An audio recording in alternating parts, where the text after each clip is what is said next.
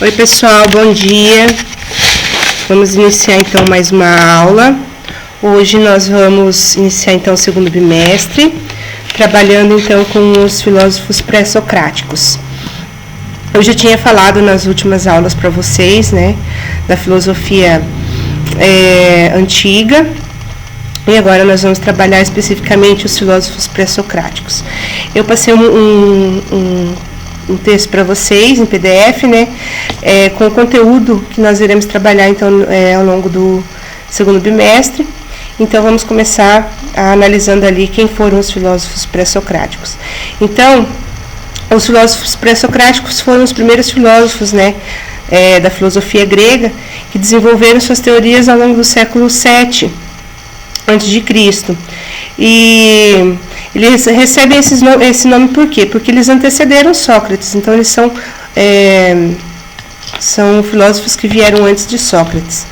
E qual que é a busca do pensamento dos pré-socráticos? Eles tentavam responder às questões, às suas ideias, através da natureza. Porque como nós analisamos no primeiro bimestre, analisamos o mito, né, agora os filósofos pré-socráticos vão questionar o mito e vão estar respondendo as questões que eles tinham através dos elementos da natureza. Por isso que eles são chamados de filósofos da physis, ou filósofos da natureza. Então eles vão ser responsáveis então pela transição, né, da consciência mítica para a consciência filosófica, buscando então uma resposta racional para as coisas, para as dúvidas que eles tinham. Então a mitologia grega, né, a mitologia que explica então a origem do universo através da cosmogonia, ou seja, o cosmo, o universo, né, gonos, gênese, nascimento. Então, cosmogonia dá sentido a tudo que existe através da ideia de nascimento, né, a partir da relação sexual entre os deuses. Então, assim, na mitologia grega, que existia na Grécia, que era parte da construção religiosa dos gregos, é chamada cosmogonia. E os filósofos pré-socráticos, eles vão abandonar essa ideia e vão querer explicar o universo, a formação do todo, a partir do conceito da cosmogonia, né? Aliás, vão desconstruir a cosmogonia, né? A explicação do universo baseado no logos. Então, cosmogonia é o contrário de cosmologia, que é então a construção, a explicação do universo através do logos, que é a lógica, né? Então os deuses, eles vão dar lugar então à natureza, na compreensão e origem das coisas. Por isso que os filósofos são chamados filósofos da natureza. Cada filósofo então vai tentar explicar a origem do universo, a origem das coisas a partir de um aspecto natural. Então nós temos ali no texto de vocês, a filosofia, nascida então com os primeiros filósofos, deram origem a toda a produção de conhecimento e de representação da realidade, que serviu como base para o desenvolvimento da cultura ocidental. Então, o primeiro filósofo que nós analisamos é Tales de Mileto. Mileto porque ele nasceu na cidade de Mileto, então geralmente assim, as pessoas se autodenominavam relacionando a sua cidade. Então, Tales de Mileto, ele nasceu na região de Jônia, né, em Tales de Mileto, por volta de 624 a.C. e 548, né? E a principal característica de Tales de Mileto é que ele acreditava que a água era o principal elemento, né, da essência das coisas, ou seja, ele acreditava que a água era o elemento que daria origem a todas as coisas. Por isso que ele falava que tudo é água. O próximo filósofo é Anaximandro de Mileto, também, né, nascido em Mileto. E ele foi discípulo de Tales, né? Anaximandro, ele dizia que o princípio de tudo estava no elemento denominado operium, uma espécie de matéria infinita, de onde as coisas têm seu nascimento, ali também deve ir ao fundo. Segunda necessidade, pois tem que pagar penitência de ser julgadas por suas injustiças conforme a ordem do tempo. Então, para Anaximandro, o princípio de tudo está na matéria infinita, ou seja, tudo, né, todo o seu nascimento tem uma origem, né, em alguma matéria. Outro filósofo de Mileto também é Anaximenes. Ele foi discípulo de Anaximandro, também de Mileto, né, nasceu em Mileto, e para ele o princípio de todas as coisas era o ar. Então, no texto, ele descreve como nossa alma, que é ar, nos mantém unidos por um espírito, e o ar mantém unido também o mundo inteiro. Então, esse era o pensamento de Anaximenes, que tudo era constituído a partir do ar.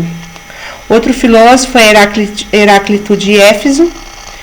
Ele tem ali na imagem tem um rio, né, que vocês podem ver, e ele é considerado o pai da dialética, conforme Heráclito, né, já tinha dito, né, a ideia então de Heráclito era explorar então as questões do fluir. Para ele, né, o princípio de todas as coisas estava contido no elemento fogo. A frase principal dele é ali: não poderias entrar 2 vezes no mesmo rio, ou seja, porque tudo muda. Daqui a 1 minuto não será igual a agora. Então, para ele tudo então está fluindo, tudo está mudando a todo momento, e o princípio está no fogo. Nada é permanente, exceto a mudança, a grande frase dele. O próximo filósofo é Pitágoras, de Samos. Ele foi um matemático, né, que nasceu em Samos, e ele afirma que o princípio de tudo são os números, né? Os números, então, são os principais elementos de estudo, né, de reflexão. Tanto é que ele vai criar o Teorema de Pitágoras. Para ele, então, a origem de todas as coisas a gente pode ver pelos números, e o universo, então, para ele é uma harmonia de contrários. O sexto filósofo a ser analisado no texto é Xenofanes de Colófon. Xenofanes, vamos lá. Tem uma figura dele ali, de ponta cabeça. E ele nasceu em Colófon. Xenofanes, então, ele foi um dos fundadores da escola eleática, que é a escola que vai se opor, então, né, ao misticismo na filosofia e no antropomorfismo. Pessoal, essa escola eleática, então, que vai se opor ao misticismo da mitologia grega, tá? E a questão da própria religião, onde o homem, né, os deuses tinham características dos próprios homens, tanto características positivas como negativas. Então ele vai se opor, então, a essa filosofia mística, e vai se opor à questão do antropomorfismo. A frase célebre dele, né, enquanto eterno, o ente também é ilimitado, pois não possui começo a partir do qual pudesse ser, nem fim, onde desapareça. O sétimo filósofo, Parmênides de Eleia, ele foi discípulo de Xenofanes, de Parmênides, né? Ele nasceu, foi discípulo de Xenofanes. Parmênides nasceu em Eleia e focou nos conceitos de Alateia e de Doxa, onde o primeiro significa a luz da verdade e o segundo é relativo à questão da opinião. Ou seja, Parmênides questionava a questão da realidade, da verdade, né? E a questão da opinião, ou seja, a minha verdade pode ser diferente da sua, dependendo da minha opinião. a frase célebre dele, né? O ser é e não o não ser não é. O ser é e o não ser não é. É a grande frase que faz com que nós pensamos que o ser é e o ser não é, né? Ou seja, eu posso mudar minha opinião também conforme a minha forma de pensar, conforme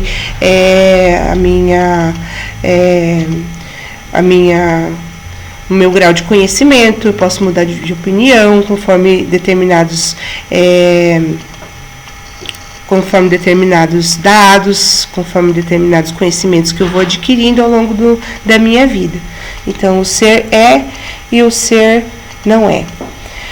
O próximo filósofo é o Zenão de Eleia, também da cidade de Eleia, e tem uma imagem ali bem legal, né? Nós podemos estar analisando, né? Aquiles e a tartaruga, que ele faz ele exemplifica, né?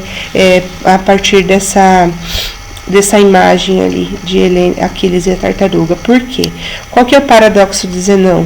Aquiles jamais alcançaria a tartaruga se sempre tivesse que percorrer metade do caminho restante. Discípulo de Parmênides, Zenão nasceu em Eleia, foi grande defensor das ideias de seu mestre, filosofando sobretudo acerca dos conceitos de dialética e paradoxo. Pessoal, a grande frase dele é: o que se move sempre está no mesmo lugar agora. O que se move sempre está no mesmo lugar agora. Ou seja, qual que é a relação que se dá ali a Zenão, a Aquiles e a tartaruga? Nós estamos sempre em movimento, né? E o presente, ele faz essa relação quando nós falamos sempre no mesmo lugar agora, porque nós estamos em constante movimento e o agora sempre é o presente. O próximo filósofo é o Demócrito de Abdera. Demócrito de Abdera, a imagem ali que nós utilizamos é o átomo. Por quê? O átomo, durante muitos séculos, foi uma abstração da filosofia. Apenas em 1661, o cientista Robert Boyle desenvolveu a teoria de que a matéria fosse composta de átomos. Nascido na cidade de Abdera, Demócrito foi discípulo de Leucipo. Para ele, o átomo, o indivisível, era o principal de todas as coisas, desenvolvendo assim a teoria atômica. Para ele, a grande frase é: nada existe além de átomos e do vazio. Por isso que está a imagem do átomo ali. Então, já lá em 370, né, antes de Cristo, ele já tinha a teoria de que a matéria era composta por átomos. Pessoal, como atividade devolutiva, temos ali algumas questões para serem resolvidas. Eu gostaria que vocês respondessem, né? Quem são os filósofos pré-socráticos? Por que os filósofos pré-socráticos eram também os chamados filósofos da physis ou filósofos da natureza? Qual foi a responsabilidade atribuída aos filósofos pré-socráticos? Caracterizar cosmogonia e cosmologia, né? A filosofia nascida com esses princípios os filósofos filosóficos dão origem a toda uma produção de conhecimento e de representação da realidade. Qual foi o resultado disso, né? Qual foi o resultado, então, dessa mudança aí da filosofia? E a questão 6, eu gostaria que vocês apontassem a característica de cada filósofo que foi analisado, né? Tales, Anaximandro, Anaximenes, Heráclito, Pitágoras, Xenofanes, Parmênides, Demócrito, Zenão. Eu repeti ali, ó, 2 iguais, vocês não precisam fazer, tá bom, gente? O último, tá? Mas é isso aí, ok? Então, tenham todos, né, um bom dia, tá? Eu espero ter ajudado vocês e até a próxima aula.